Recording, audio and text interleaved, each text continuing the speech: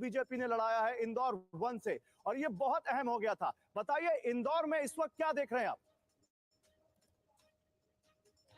गौरव, सबसे पहले तो बताऊं कि हल्की हल्की यहाँ ठंडी बयार बह रही है और ये बयार किस तरह ले जाएगी ये देखना मुश्किल है और कहना भी मुश्किल है। लेकिन सबसे पहले मैं बता दूं कि 1990 से कैलाश विजयवर्गीय यहाँ से जीत रहे हैं और लगातार जीतते आए हैं। भारतीय जनता पार्टी ने इस बार अपनी जीत को सुनिश्चित करने के लिए बड़े बड़े नेताओं को, दिग्गज नेताओं को चुनावी मैदान में उतारा है और इस अखाड़े में कौन क्या होगा ये तो कहना मुश्किल है, लेकिन इतना जरूर है कि आज का दिन काफी अहम है। इस वक्त हम उनके घर के सामने खड़े हैं। बताया जा रहा है कि थोड़ी देर में शायद वो निकलेंगे भी, और चूंकि 8 बजे से काउंटिंग है तो जो काउंटिंग एजेंट हैं वो सब तो यहाँ से निकल चुके हैं, लेकिन खुद कैलाश विजयवर्गीय इसी अभी घर में अपने मौजूद हैं और यह देखना दिलचस्प होगा कि किस तरह की रणनीति के साथ, क्योंकि चुनाव परिणाम जो कुछ भी आएंगे उस पर बहुत कुछ निर्भर करेगा। अभी से एक दिन पहले वो केंद्रीय नेतृत्व के साथ जाके मुलाकात करके भी आते हैं, शुक्रवार को अमित शाह से भी मिले हैं। तो ये सब कई सारी ऐसी चीजें हैं जो आगे की रणनीति पे भी एक तरह से देखना है। लेकिन इतना जरूर है कि आज का दिन अहम है।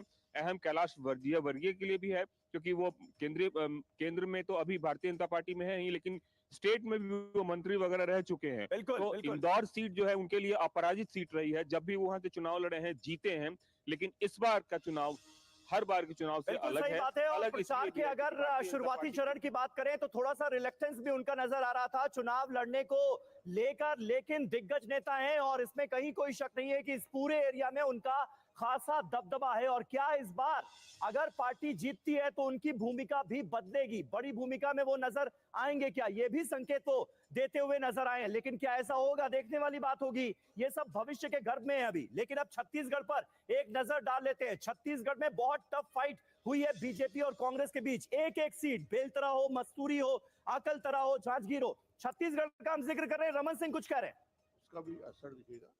और भूपेश के 5 साल की असफलता और भूपेश ने 5 साल में छत्तीसगढ़ के शोषण किया है, जो भ्रष्टाचार किया है, ये सारे मुद्दे इस चुनाव में दिखेंगे। सर, अपने क्षेत्र में जनता ने राजनांदगांव बहुत अच्छा रहेगा। पिछले 3 चुनाव से बेहतर रिजल्ट इस बार राजनांदगांव में मतदाता का आशीर्वाद मिलने वाला है।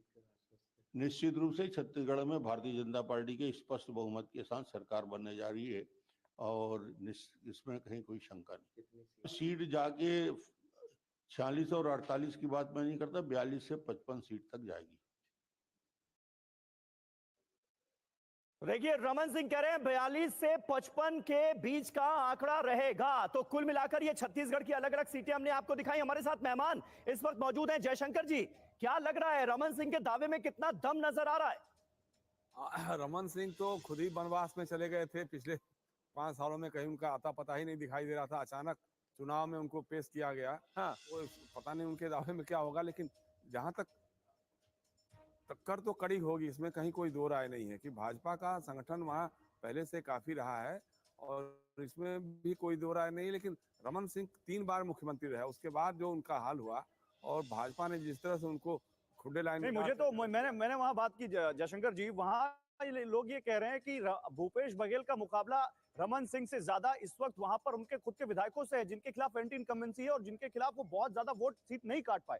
तो आपको लगता है भूपेश बघेल के लिए एंटी इनकम्बेंसी एक बड़ा फैक्टर?